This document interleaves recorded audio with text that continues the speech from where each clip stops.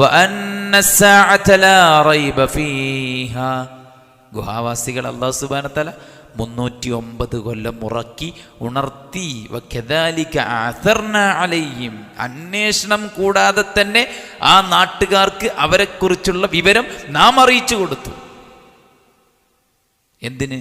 ലിയഅലമു, അവരറിയാൻ, അവർ മനസ്സിലാക്കാൻ, അവർ ഉൾക്കൊള്ളാൻ.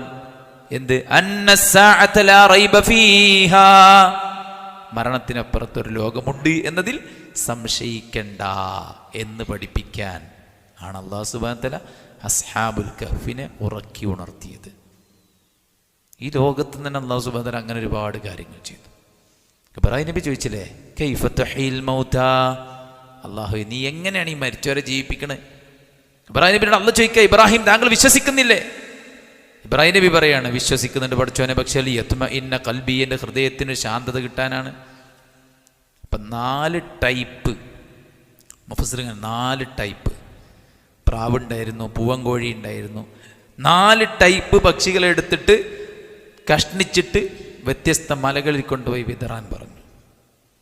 പിന്നെ നീ വിളിച്ചോ, യഅ്തീനക സഅയാ, നിന്റെ അടുക്കൽ